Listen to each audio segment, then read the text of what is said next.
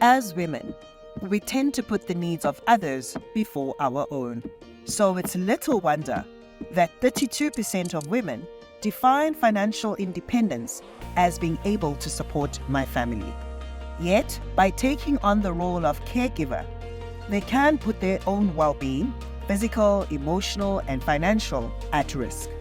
As it is, 34% of women say their financial situation keeps them up at night at least once a month. And 2 out of 5 women say that planning for their financial future is too difficult to think about.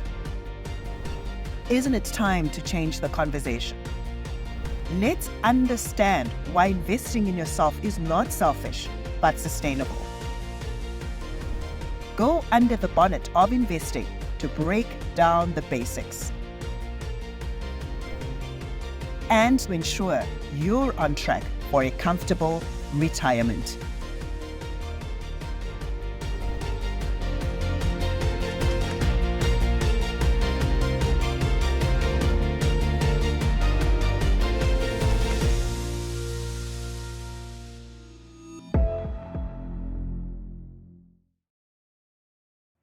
Welcome to our 4th annual Women and Investing seminar. I still feel like pinching myself when I consider the journey we've been on. Back in the dark days of COVID, through conversations with friends and colleagues, we realized that many women felt disempowered when it came to their financial affairs and investment decision-making. So we took the first small step to changing the status quo, and we hosted our inaugural Women and Investing seminar in 2021. 3 years on, I'm so proud to say that we have had a phenomenal response to our initiative. Today, more than 6,000 women have registered to join us online and change the conversation. And since the launch of our Women and Investing Hub, we have had almost 65,000 people engage with our content. But as I emphasized last year, financial planning isn't something we should just focus on during Women's Month. Investing is a long-term endeavor that needs your ongoing commitment. So please take the time to prioritize your financial well-being, not just today, but as part of your continued self-care routine. And if you're unsure how to get going, our hub is a great place to start. But back to today, we have a fantastic program lined up for you. And if any of the discussions spark questions you would like us to address in the hub, please type them in the Q&A section and we'll do our best to answer them. We're also thrilled to announce that we have a pair of Skull Candy headphones up for grabs. All of you who stay on for the duration of the webinar will be eligible for the lucky draw. We'll notify the winner directly and via our social channels. It is now my honor to welcome our first speaker, Maya Fisher-French, the founder and editor of personal finance site Maya on Money and multi-year winner of awards in financial journalism. Maya, please set the scene.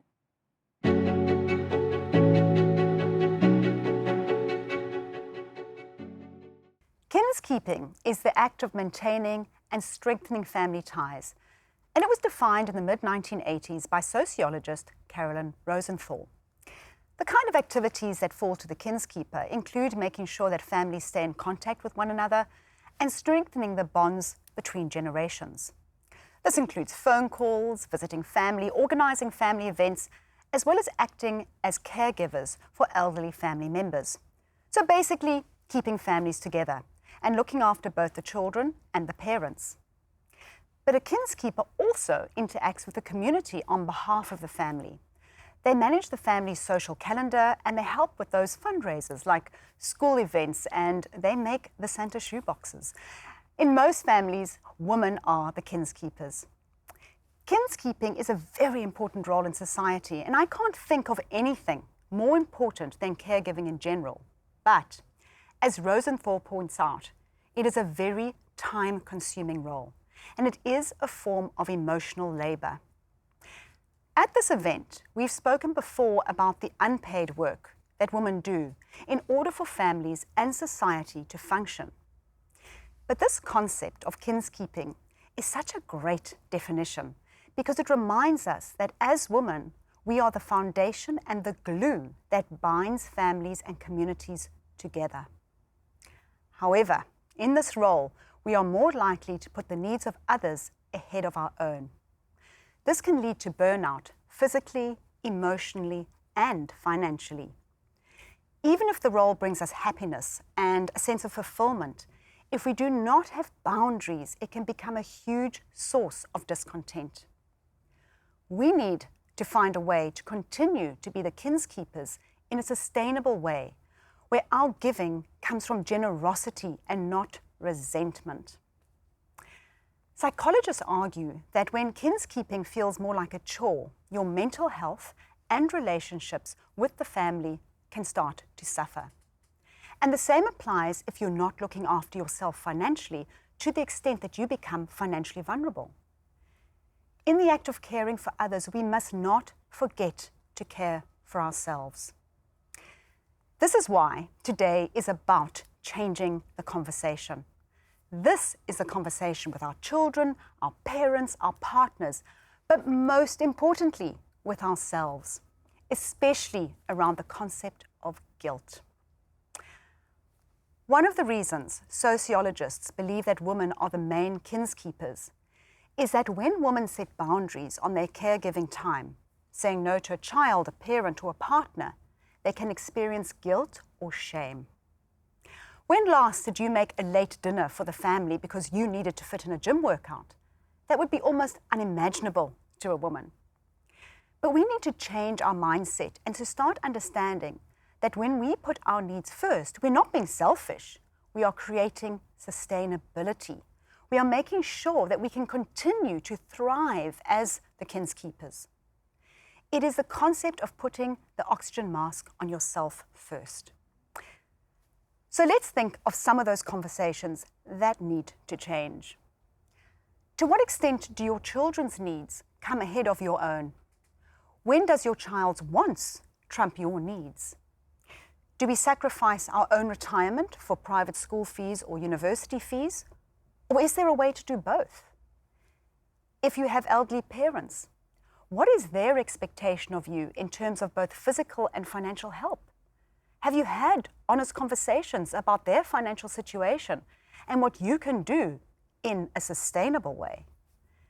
This is especially true for those women who find themselves in the sandwich generation, still supporting young adults and elderly parents. As the kinskeeper, that support is not just financial, it's emotional, and it's about physical time. Time is money, so how are we spending it? If I want to spend an afternoon helping my mom, that's time away from my work, but I also want to help my mom. So how do we find that balance?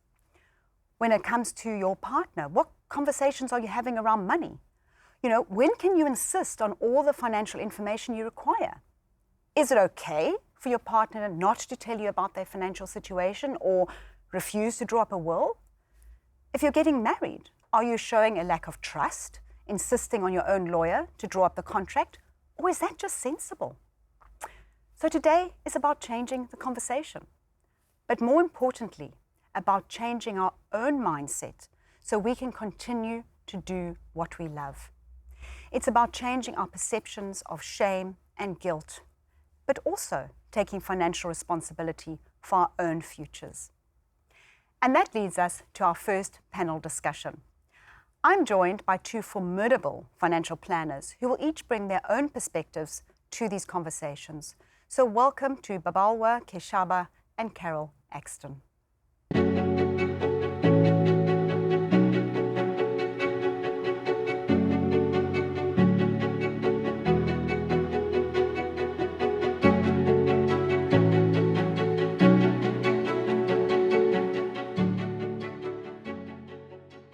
So I was recently speaking to a woman in her mid-20s, and she was saying to me that this is the time of her life that she really wants to enjoy and live life to the fullest before all those commitments come, the kids and the mortgage and the husband and all those things.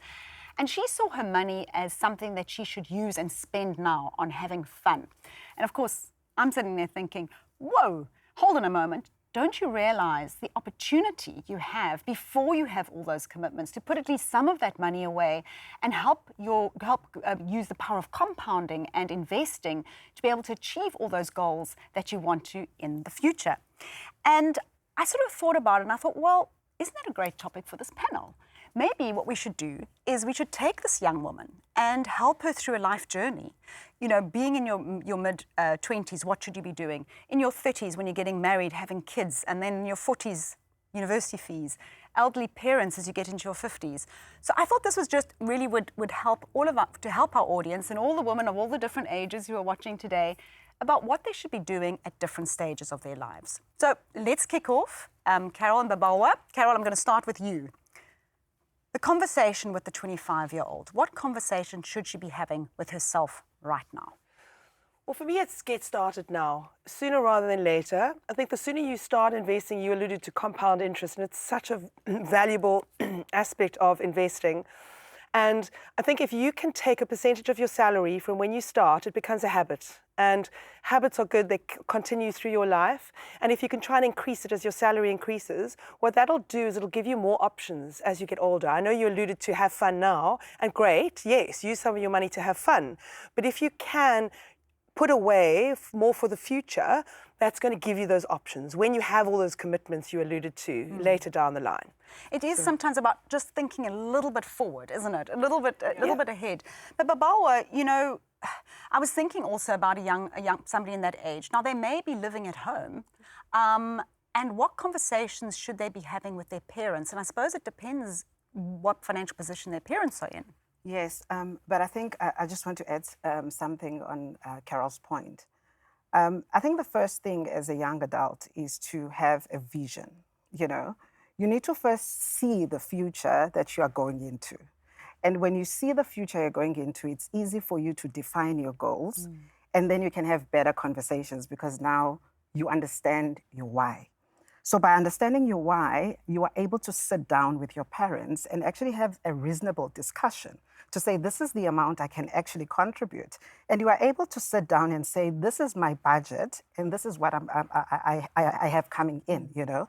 And this allows you then to have a better conversation with them so that, and you are teaching them at the same time, because if you can sit down with them and you're showing them the budget, they are learning on how to manage their finances as well. So it is a delicate conversation, really. And you need to just have to find a balance so that they understand, because, you know, there's that guilty thing that they took you to school and they've taken you through this journey. So yeah, I think it's important to sit down with them, have a conversation that is honest and open. And I think that's it. You know, in South Africa, we have this, of course, two totally different realities. In some households, the young 25-year-olds living at home being supported by the parents. Yes. But there are many, many young people who are now supporting their parents from the age of 25 and yet trying to meet all of those goals and dreams that they have for themselves. And I wanted to share a little story with you about a young woman I know who started working, and she was telling me about her experience. So she was still living at home. She didn't have to necessarily support her mom, but her mom didn't come from a background of wealth. And she had this extra money every month, about 10,000 Rand, because she was still living at home. And she didn't know what to do with it. She didn't know about investments or savings, and the bank came along and offered her a 50,000 Rand revolving credit facility. And she thought, this is a fantastic use of my money, right? I get 50,000 and I can pay it back with this extra money of mine.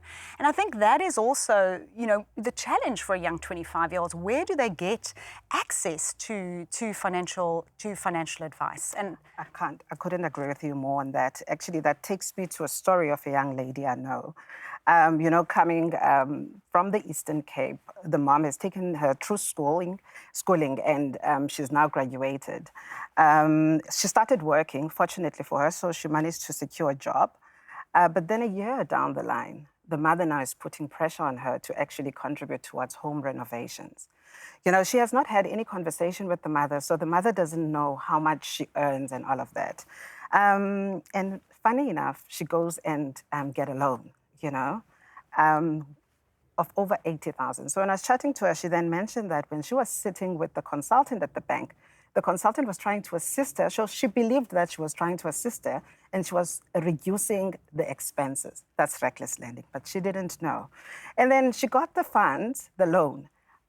Couple of years later, she loses the job. And currently, she's defaulted. She's sitting with a judgment against her name. And you can imagine that's already a compromise towards the future financial goals. She doesn't have a job. It's difficult to even get a job currently because of that credit record. So I think it's important also to seek financial advice because you then get a great head start. It's somebody who's got knowledge. I mean, we all know that managing finances can be quite intimidating, and it's very difficult to be honest with yourself. So when you're sitting with somebody who's objective, it's easy then to see the bigger picture. And sometimes you believe that this is what you need, only to find out it's not really what you need. So a financial advisor is able to sit down with you and do a proper needs analysis. Great head start. Then you see where you are going. I'm all about seeing the picture of where you're going. You cannot get to a future that you have not prepared for. So you need to see it, and then you can have a customized plan. Speaking to friends and family sometimes can be a disadvantage because they will give you advice based on what they know and their own experiences, which is not a great thing. So when you sit with a financial advisor, it's unique, it's customized to you. So I am for financial advice, and I always advise my clients, rather go for independent financial advice. At least they can be able to search for you, compare, do research. So it takes away a lot of work from your side.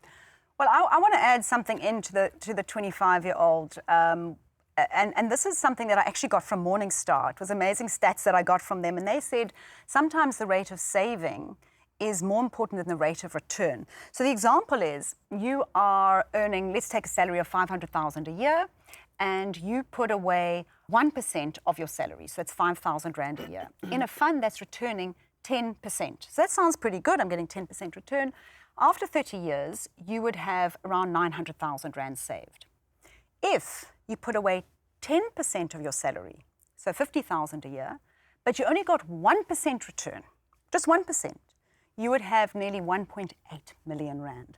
And I think that's also a message I would want my 25-year-old self to have understood, is how much you put away really, really matters as well. Yeah, I think it goes to that key that we talked about earlier about just get started. It may seem daunting, but I think you've got to get started. Time passes far more quickly than you'll think when you're 25 years old. Yeah. And before you know it, you're sitting at my age, and if I had had this advice at 25, I would have been extremely grateful for getting that journey started, that savings journey, but also saving for the long term. It's very different saving for a holiday next year versus saving for your long-term retirement. And I think that's the magic of compounding, is when you put that money away for the very long term. And it's hard to visualize when you are 25, but I think what Babal was mentioned is get the advice. I think that is so important, that you can have an impartial person that can give you the advice that you need, that'll get you to where you need to be at the end of the day. So, Carol, I'm going to pick up on your the future, and let's move yourself, or this young woman, into her 30s. She's now getting married. What conversations should she be having with her partner, Carol? Well, I think when you're in love, love is blind very often. And I think it's really important to be on the same page. I had a great example when I was getting married, and we went for marriage counselling. And we were asked to go away into separate rooms and to complete this questionnaire. And when we came back together, we were rather surprised to find some quite glaring differences. We thought we knew each other through and through. But in this example, they asked, how many children would you like? Well, I said 5, and my husband said none. So I think we realized very quickly that we weren't on the same page with a lot of things. To happen, a conversation. So it's not just that, but it's also the finances. And if you need to make the space for you to be able to sit with your future spouse and map out what you feel your future needs to look like. I think a lot of us come from we come from diverse backgrounds, and that can really impact our views on money. One of you might be a saver. One of you might be a spender. And I think those are the elements through your life and your marriage that are potentially going to cause you conflict. And you really need to create that space to be able to have those conversations. And it always bothers me that in marriage counselling, they never discuss money. They never discuss, how are you going to manage the household budget? Do you know each other's financial situation? I mean, these are really, really important things. Yeah, and I think also marriage contracts, Marriage contracts. They never mention things like that. No. It's never discussed. I heard somewhere actually, a lady, I think she's a relationship expert, and she was mentioning that it's strange that a lot of people spend money on their weddings and they fail to actually go and pay a legal advisor to seek advice, legal advice now on what marriage contract can work for them. This is not about divorce. It is about the financial implications of this union. Exactly. Yeah. So I think marriage contracts, it's important to understand the marriage contract that you are in, and also what you get out of it. You may find that also you are spending more time with family and your husband is taking you out of the joint estate. You have an out of community of property contracts, and that may compromise you in a way. So it's important to seek legal advice. Go and sit with a legal advisor. Get an nuptial contract signed before you get into that marriage, if you want an out-of-community marriage. In talking about entering marriage, Carol, do you have a right to ask somebody for their credit report? You know, what do you think? Well, I think if you can't have these you can't have these conversations with your future spouse, those are huge alarm bells for me. So, you know, if your spouse isn't prepared to open up and share his financial or her financial situation, that's a worry. And I really think you should be able to have open, honest conversations about not only your views on money, but also your goals as a couple and what you're wanting. As you've mentioned, setting out and mapping out your future is so important. And these are the conversations. I think even throughout your marriage, this is the space you need to create, that you can have honest, open conversations about your finances as a couple. Yeah, I mean, I think this is really critical. I think if you're getting married and you are finding these conversations hard, they're only going to get harder. Yeah, 100%. And that needs to be a red flag. I really think people need to think about this. Love is not blind. Well, love is blind. Love is love is blind. It shouldn't be blind. Love is blind spots, I think, probably. And just about, and this is something I feel very strongly about, is a woman having her own investments. Yes, I think it's quite critical. Hey, I mean, one, you need to have a financial identity. You need to be independent financially as a woman. You've got your needs as well. But where I come from, funny enough, women will have more products, financial products. I don't want to say investments, because sometimes it's just products, and out of lack of knowledge, they take products they don't understand, and at the end of the period, it doesn't really, it's not adequate for whatever they are trying to save for.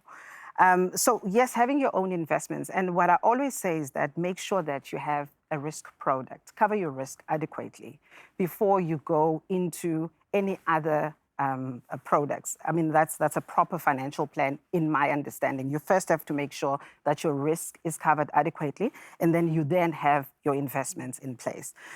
It's difficult to have an investment without knowing the future value. So sitting with a financial advisor, it takes me back to the initial point about sitting with a financial advisor and quantifying basically your needs and knowing what you need in the future, both for your education, educational costs as well as retirement. Then you are able to see the shortfalls, and then you know also how much you need to contribute today to arrive at your desired goal. I think that brings me actually quite nicely, and Carol, maybe you can also pick up on this. You know, one of the things, you're getting married, always make sure you have your own investments, that you're financially independent within your relationship. But of course, along come the kids, and this changes everything. It changes everything. It is what makes us, and I spoke about that in my intro, it is what makes us more vulnerable as women. The minute we have children, we become more financially vulnerable. So what conversations, Carol, do you think you should be having with your partner or yourself when you start having kids? I think it's an understanding of what I go back to from previously is, what are your common goals? So how do you want to educate those children is vital. One might have a view on private schooling, etc. The other might be quite comfortable with a government schooling type model. But I just think it's vital that you understand, you know, another example I like to give is a lot of people have aspirations to drive a fantastic car. So you might go out and want to buy the Range Rover and take out debt on that. But what you don't understand is that's a debt you're going to have to service, which might mean... For the next 7 years, exactly, in most cases. Which might mean that you don't have the cash available to pay the school fees for that education you were hoping for your children. And I think a lot of people do now, because it's a sort of an instant gratification type situation, but they don't give thought to the future and what impact that is going to have on the future for their children. So those type of conversations for me are really important. And it's also about, you know, who's going to stay at home? You know, we're very fortunate in South Africa where we do have domestic help. But let's say your domestic doesn't pitch up, a kid's sick. How's that going to impact each of you? Because often it's the woman who is seen to be the more nurturing one, who would take a back step in their careers. And I think it's important for you to both understand how that will look for both of you and in your marriage, because, you know, it can have a huge impact on either of your career, depending on the decisions that you make. You know, I've always chosen to have a career, which I've enjoyed, and each couple will have their own way of navigating that and putting that together. But I think at least understanding that and having had that conversation is so vital. But also the financial consequences of those decisions. So if you are, if you're in a marriage where perhaps you're the woman and you decide to choose a different career path in order to be the mom and be the kinskeeper and the caregiver, how does that look financially? Does your partner then help support you in having your own investments? I think so critical, and I know very, very, very few women have that conversation. But I want to pick up quickly on that private school thing. I was looking at a woman's budget. She earned 1.2 million.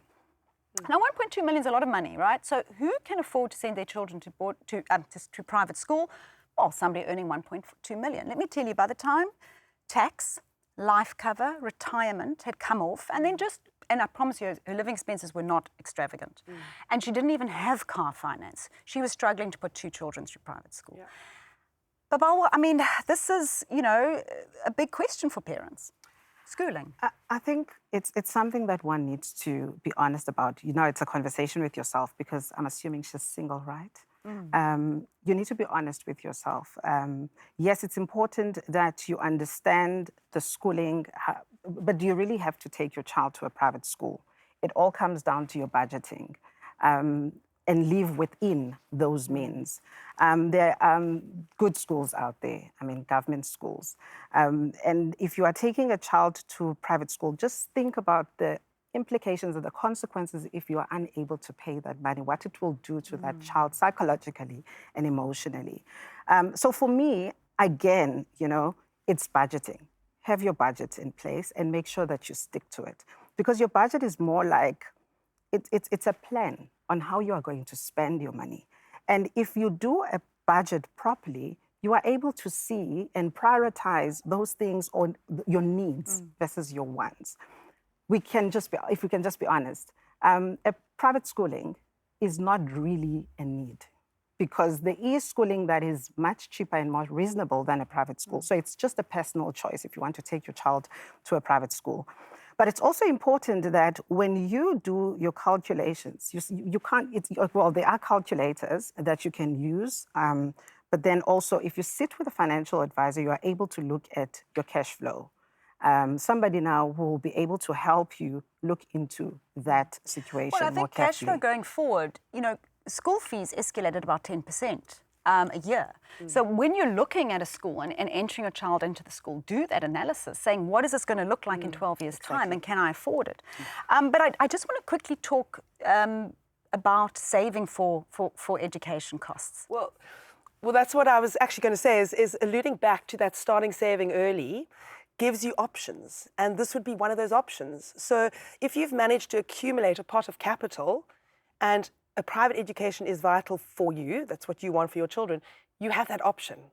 Whereas previously, if you hadn't gone that route, that wouldn't be an option to you. So that sort of, that little bit of fun that you forewent when you were 25, I don't think you can always see the long-term benefits that will have. Yes. But one of them would be this. It gives you those type of choices that you're able to then give your child the education.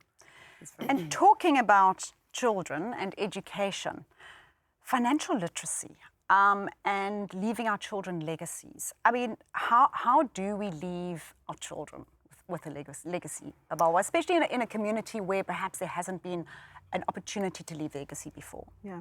So, you know, I've come to understand that leaving a legacy is not always about money. I think it's mostly about education and knowledge.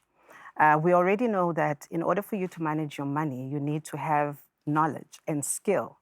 And I always encouraged, let me rather put it that way, always encourage my clients to bring in their children to advisor meetings. Because one, you are encouraging them to do the right things and you are instilling that culture of saving.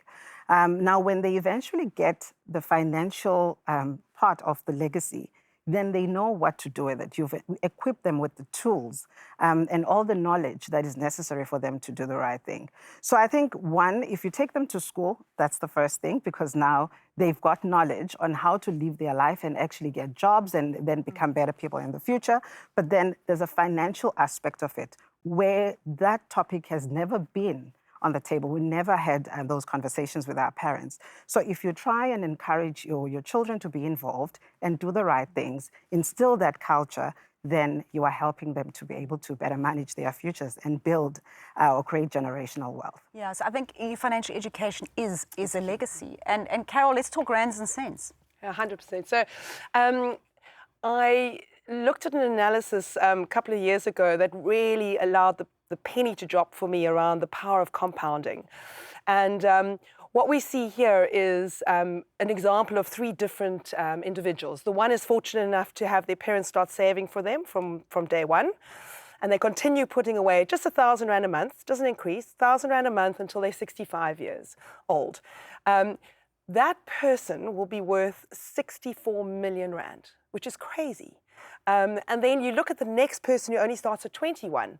And ironically, the difference in the amount that you've put away between those two, the first one put away 780,000 Rand over that period. The second one put away 528,000. So not too dissimilar. But that second person is only worth 9.5 million Rand. But I mean, that's multiples. Yeah, no, 64, it's 9, it's crazy. multiples. And that's the benefit. So when that penny dropped, that's when I started doing that for my children. And what I've said to them is, I will continue doing that as long as they don't touch the money. The minute they touch the money, I stop doing that, because the hope is that's the magic, is the compounding and allowing those investments to continue. And, you know, I've made those mistakes. When you leave a business, you leave a company and you've got your pension fund and you think, oh, I've got a bond, or I want to buy a new house, so let me take it out for a deposit.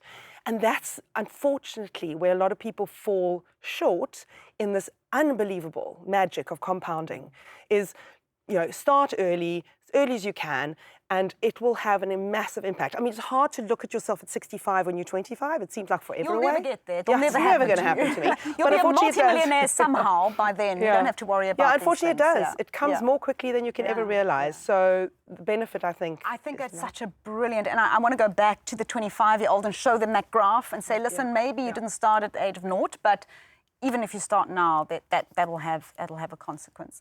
But I want to just quickly end off with, because I'm in this age bracket, I think you're in the room, where we're now in our 40s, 50s, and we're sitting as that sandwich generation. We often have adult children that are still at home, but our parents are aging, often with not enough retirement money. And we're finding this incredible tension sitting in that space. So, Bawa, maybe, you know, how do you have conversations if you're having to support your adult children still? I think, you know, it also has to be balanced again, you know, but you need to have an open conversation. You need to make sure that the child knows how to take care of themselves, so they need to be independent. But at the same time, you need to support them. And hence, I'm saying it needs to be a balanced approach. So maybe I can just also sort of jump in here. I think, you know, if you've got a child staying at home, potentially, and they are able to get jobs. Let's be honest, while you're studying, there are things that you can do to still generate some income. And I think I would want to sort of support my children in doing that. Obviously not to take away from their studies, but to create some additional income. And then potentially have the conversation to get them to start some forced savings, to not just frivolously have fun and be going out and having fun with your friends, etc. Because forgoing those couple of coffees in a month, forgoing going to the clubs and rather going for a bright, your friends, I mean, these are simple things, but they allow you then to put a little bit of their money away. And I think that is really a valuable start when you've got children living at home. It's not just, it's a free-for-all, live at home, I'll do your laundry, feed you, etc. I think it's important that they have that. For me, it's looping back to the 25-year-old, right? Yeah. That 25-year-old who starts working but still living at home. You are now the parent in that situation. Sure. And how can you guide that child now into making good financial decisions? But also maybe it's also about boundaries. But I just want to add something. You know, we've got a couple of clients that are actually living with adult children at home, and they're just not employed because of the current state of employment in South Africa. And, you know, what I always say is that at least try and get that child to have a skill. You know, it's not always about traditional employment, you know. If you have a skill, you can actually do something and sell or just do a side hustle or something like that that will generate income. So it's basically teaching them how to generate income rather than looking for employment, you know. So that's what I always encourage our clients. I came across a chap whose brother, he was unemployed in that, and he helped him invest in a popcorn machine. And then he made popcorn and sold it at the school or whatever. So sometimes it's also about not giving just money, but giving an investment, saying, right, we can invest in something that will help you earn an income. So I think that would be a great... Give him a fish and he will eat for a day, but teach him how to fish and he will eat for a lifetime.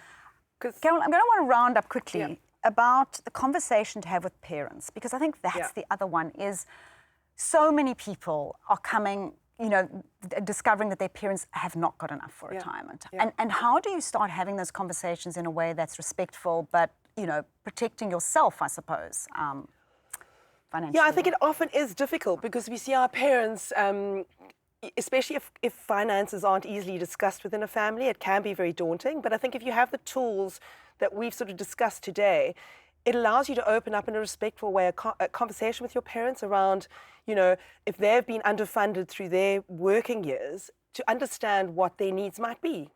So will you have enough? Or are you going to need financial assistance? Because that's going to allow you then to adjust your budgeting and your future plans accordingly. You know, because not everyone is fortunate enough to have parents that have been financially savvy through their lives. You know, hopefully this is changing and conversations like this are fantastic for young people to start. But I just think it's important to have those conversations in a respectful way to allow you to understand what your future needs to look like, any adjustments you might need to make. I think what's very important with that conversation is not that your parents are now 10, 15 years into retirement and have run out of money. And now they're asking for help. Because suddenly the help they need is huge. Whereas if right from the beginning you know that there could be a shortfall, you say, okay, draw down less from the annuity or whatever it is, we can supplement a little bit, and it's a smaller amount over time rather than this one day waking up and finding out that you are now on the line. And I think that you have to, I think that is a conversation that you have a right to ask and say, listen, I am going to be there for you. I need to know in what way. And I think that's really important. I think it's, for me anyway, it would be, given our ages, I think it's a good one to end off with. But I want to say thank you to both of you. And to you, our audience, I would like to leave these 5 key points. 1, use the power of compounding now to give you choices later. I think we've shown that very clearly today in the panel. Secondly, especially if you're a young person, as your salary increases, you're getting much bigger paychecks, make sure you increase your savings. 3, love means sharing financial information. Fourthly, leaving a legacy is not just about money, but it's also about financial education. And finally, having a plan is self-care. And please remember, self-care is not the same as self-pampering.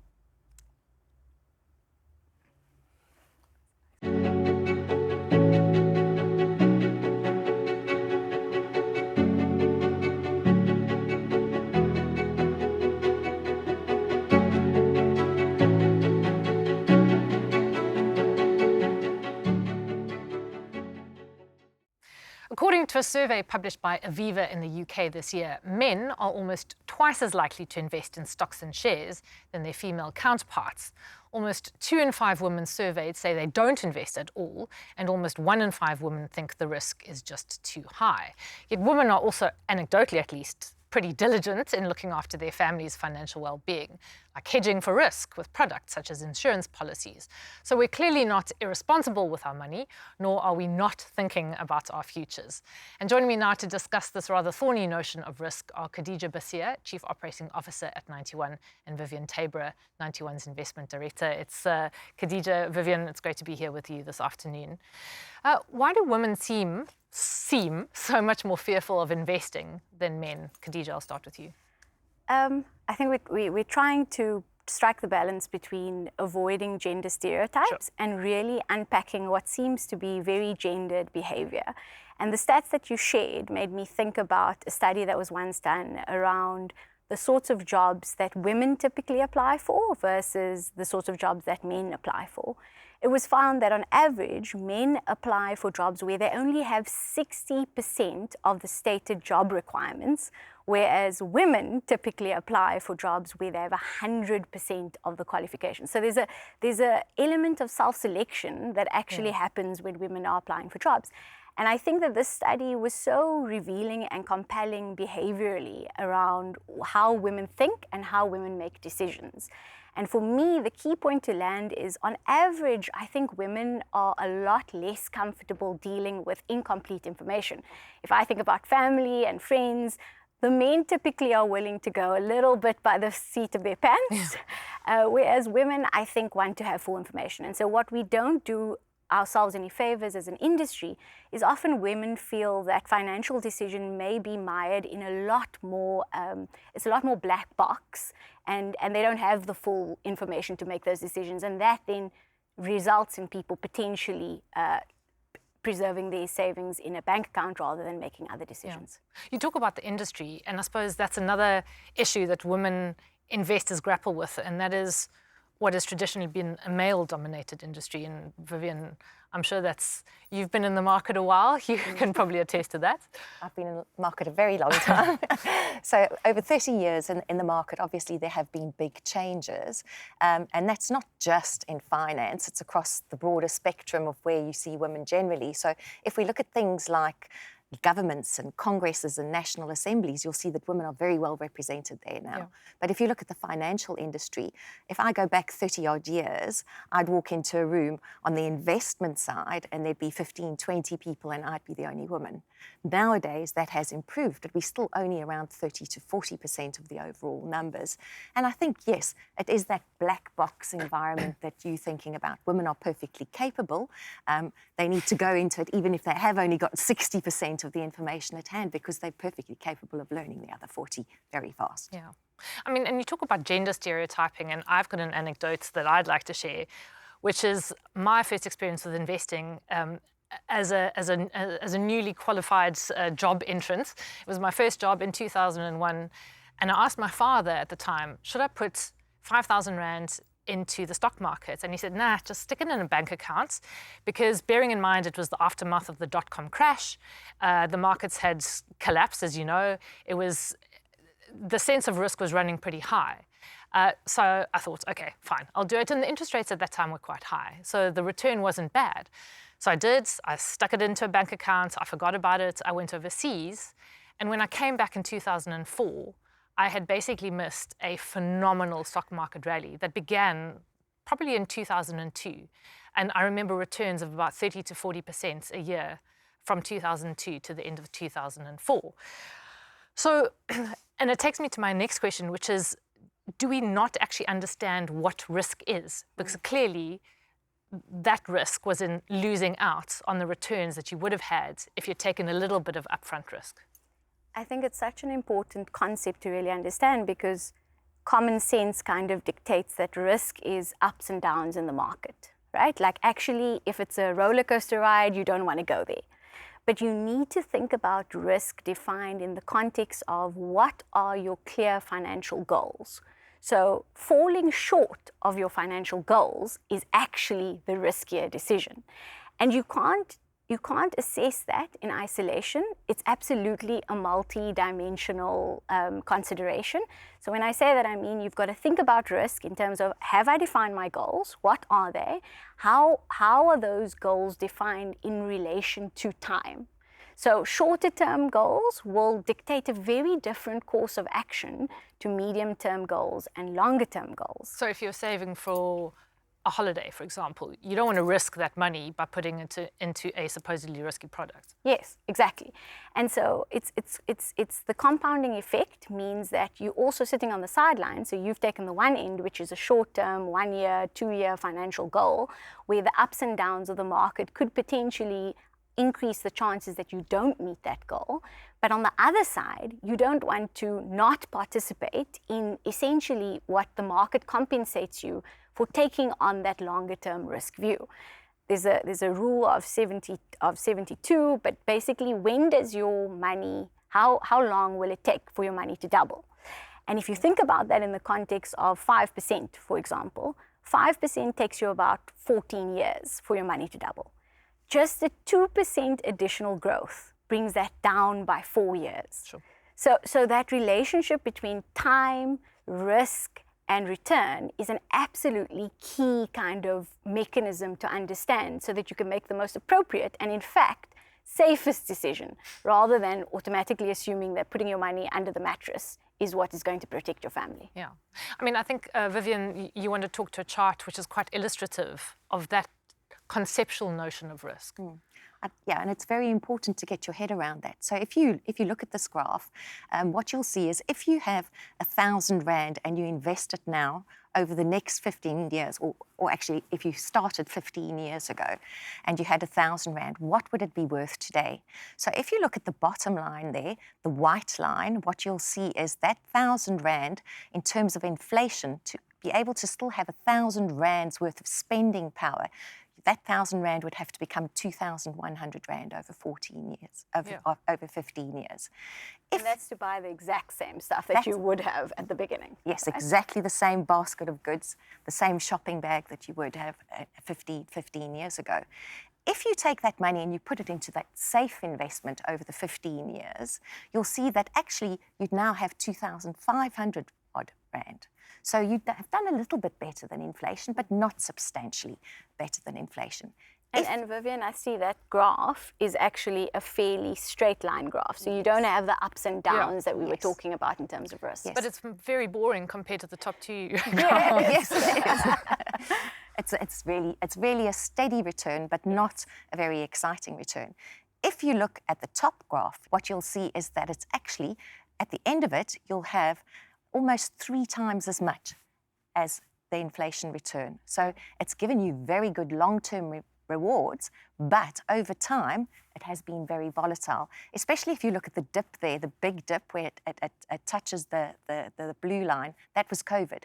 So we saw a phenomenal drop in market prices over a very short period of time, very volatile markets, and then it did bounce back quite strongly. Yep. So over the 15-year time horizon, you definitely want to be invested in riskier assets so that you can benefit from that return.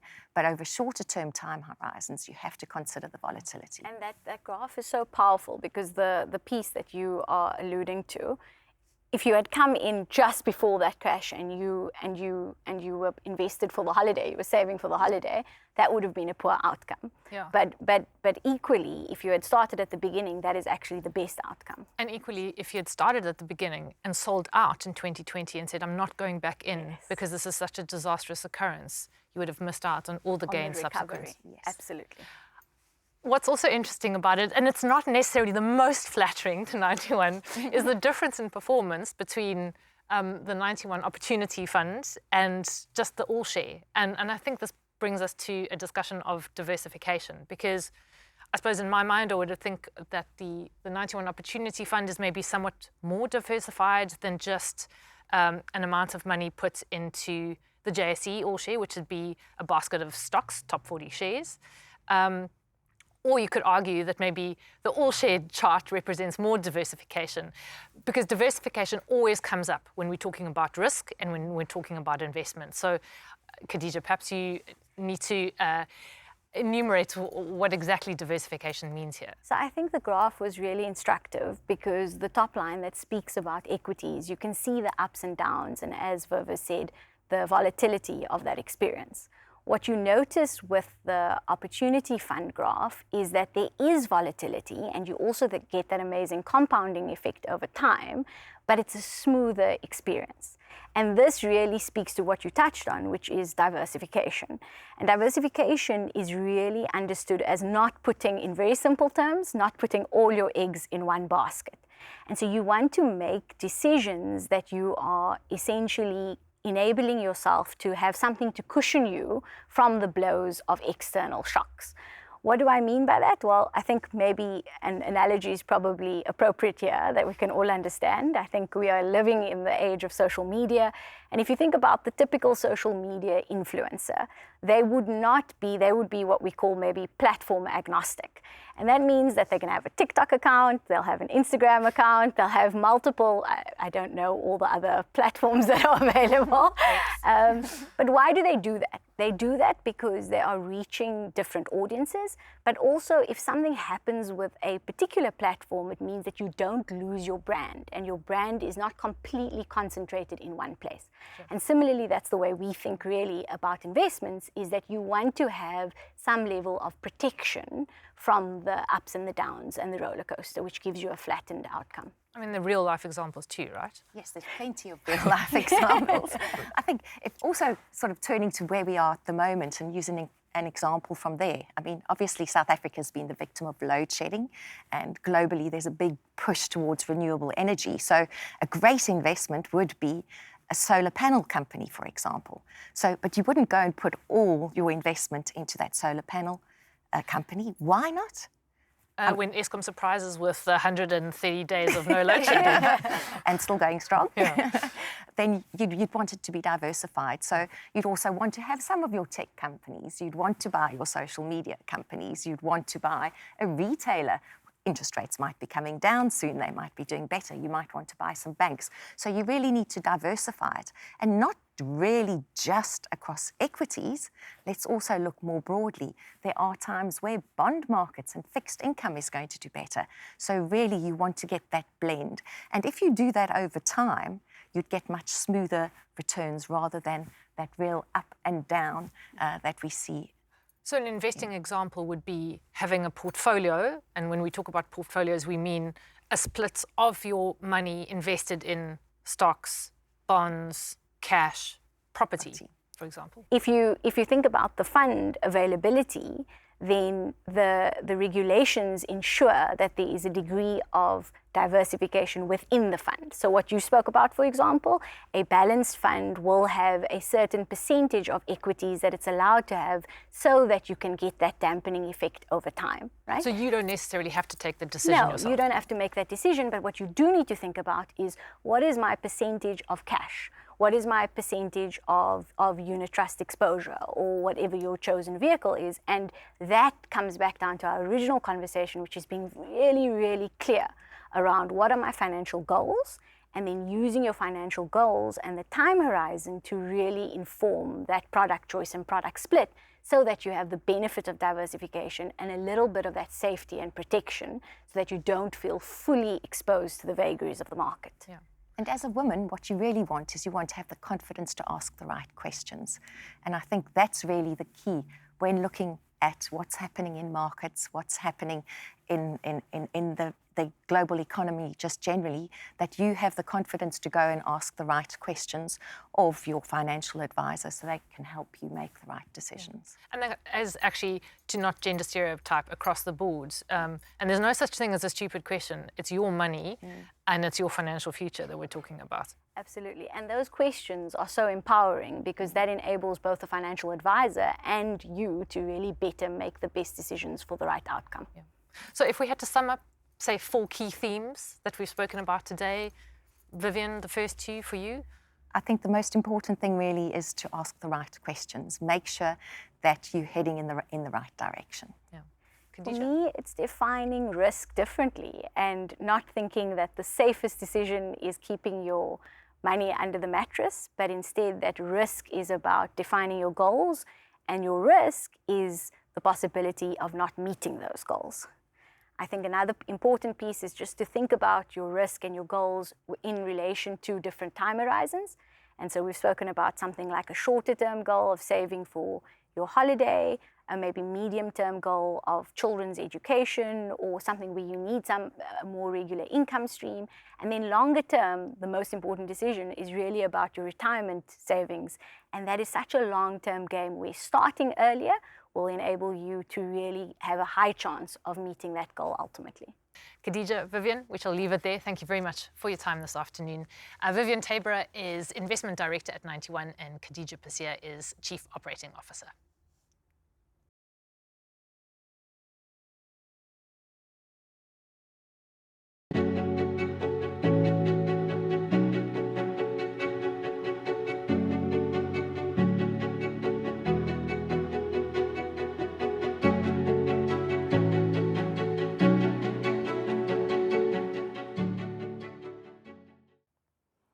Today we're tackling a few questions that's crucial for anyone planning towards their retirement.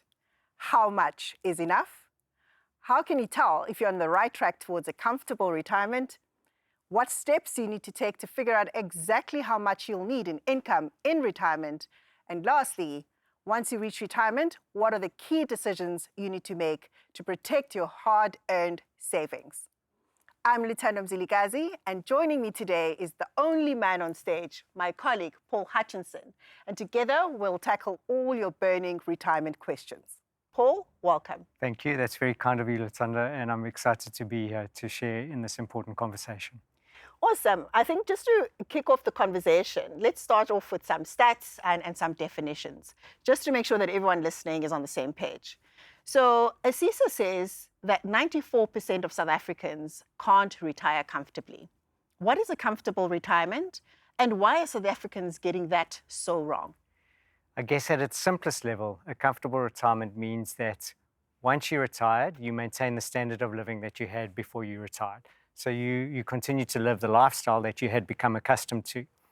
For the duration of your retirement, clearly, it wouldn't help if you ran out of money during the course of that retirement period. And I guess there are any number of reasons why South Africans aren't retiring comfortably. A number of them would be not contributing sufficiently to a retirement fund from their first paycheck to their last. So over a 40-year working career.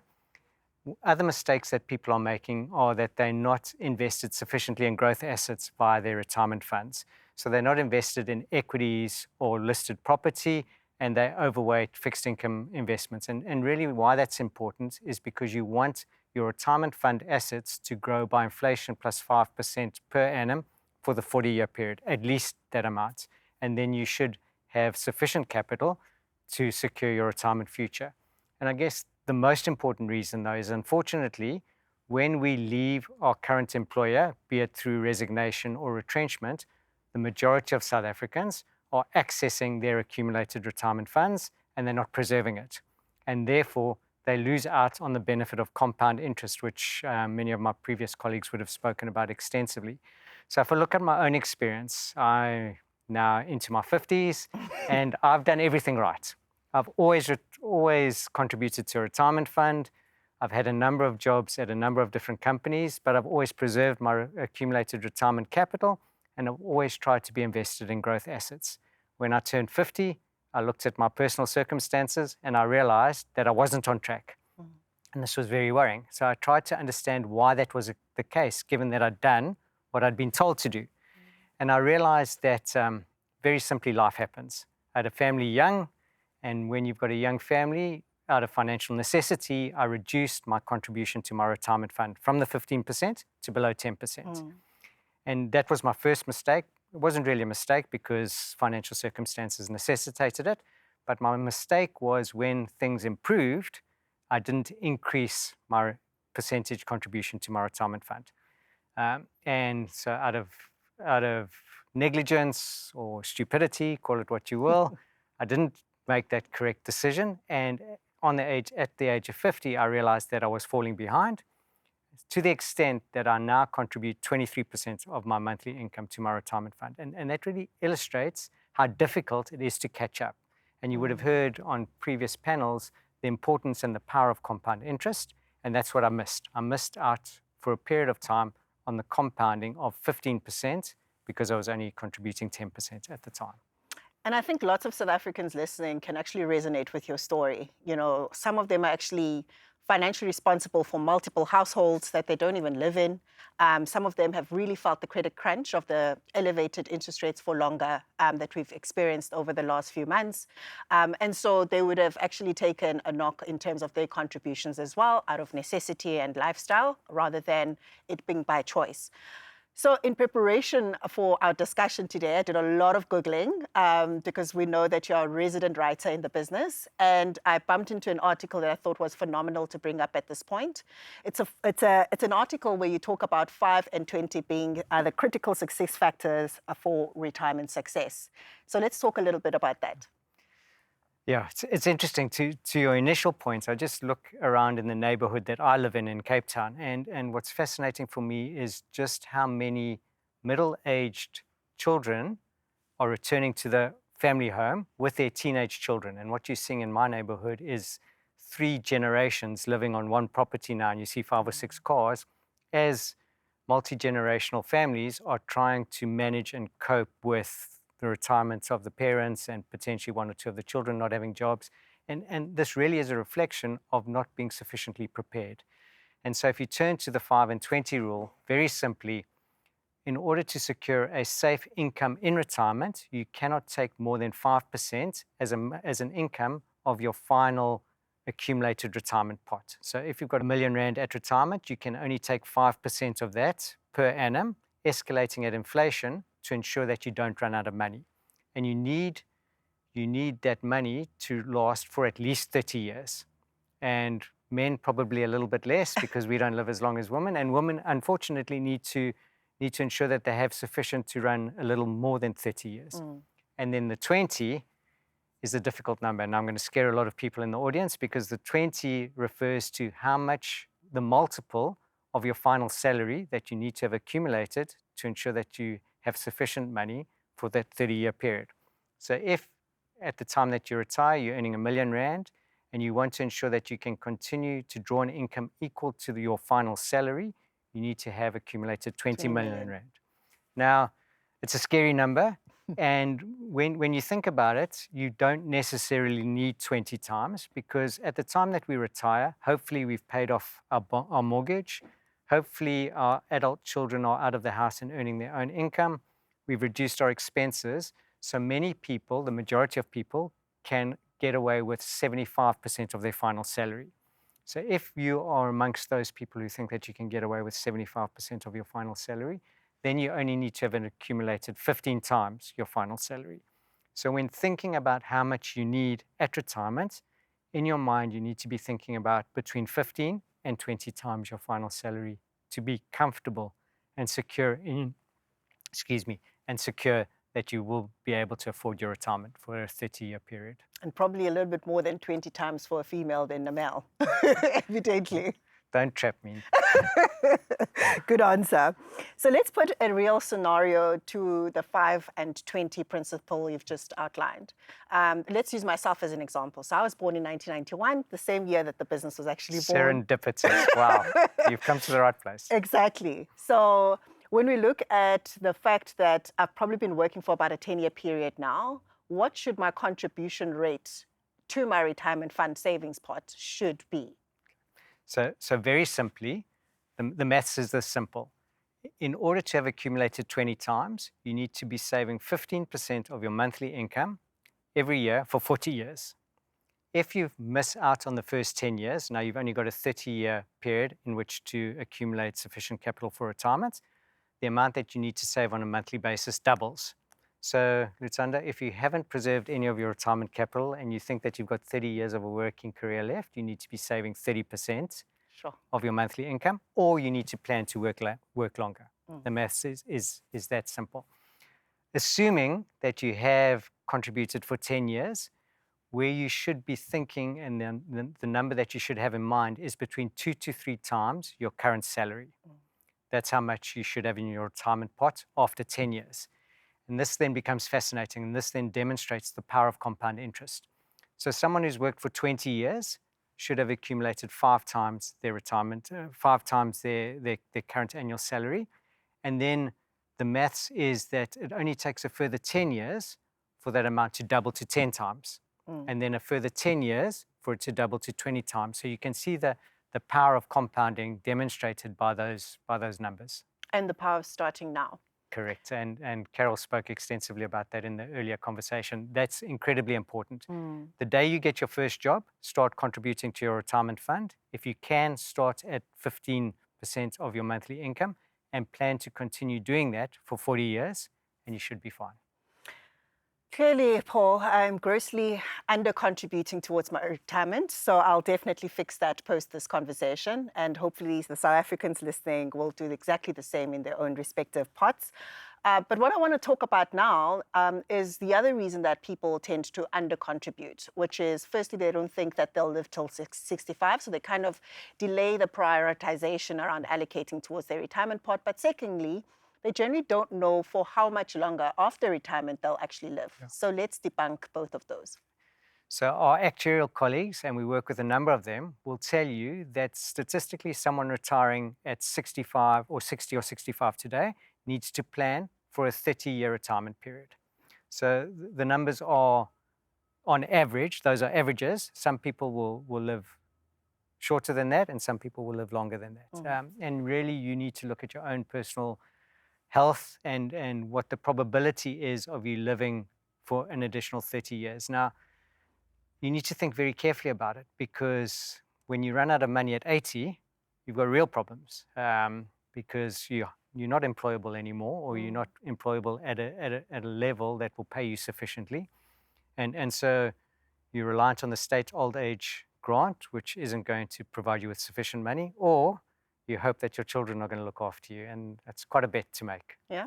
And that, I think, perpetuates the cycle of now the children will under contribute because they have to Yes. sort of supplement the lifestyles of their parents. Which, That's a very important point. Which then gets you back to the point where they don't also have a comfortable retirement.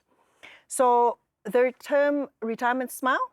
The term retirement smile, I love it. So when you're thinking about your retirement, you need to think about expenditure in retirement. So you've worked for 40 years and you finally get this opportunity to retire and live your best life. And that's what you tend to do. So you plan that extended overseas holiday, you perhaps do some alterations on the house, and you probably incur a little more expenses than you would. But then you ease into retirement. So after a few years of living your best life, you start to ease into retirement, and as a result, your expenses start to come down a little bit.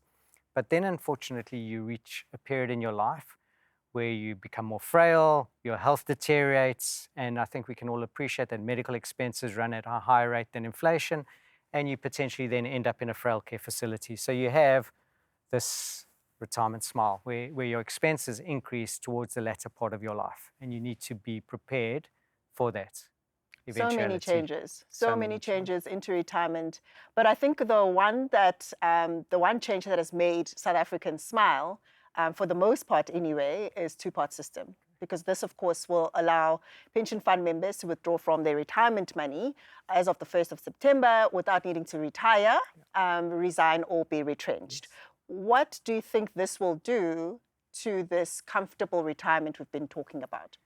So I want to stress upfront that you should only access that savings pot in an absolute financial necessity, because it will meaningfully impact your ability to retire comfortably. If you're accessing 1/3 of your retirement contributions, so let's call that, if you're contributing 15%, let's call that 5%. Now only 10% is going towards your retirement pot, which means, based on the numbers that we spoke about a little earlier, you're going to have to work for a lot longer in order to have sufficient capital at retirement.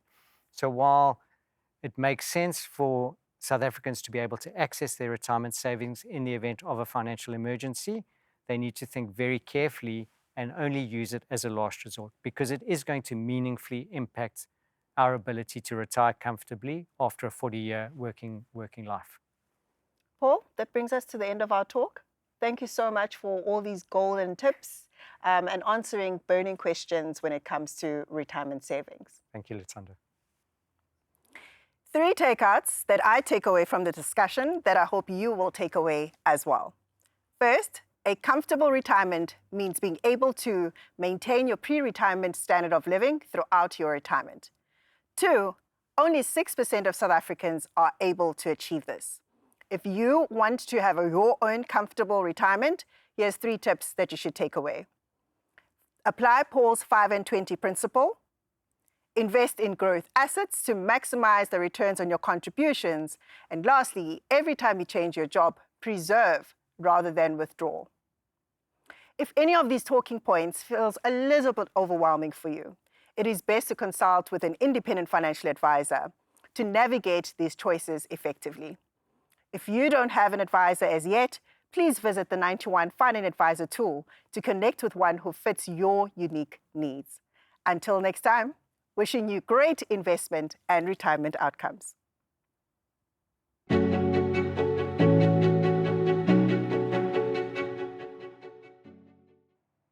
From the 91 team, thank you for your support. We hope you feel empowered to change the conversation and that you're one step closer to achieving your financial goals.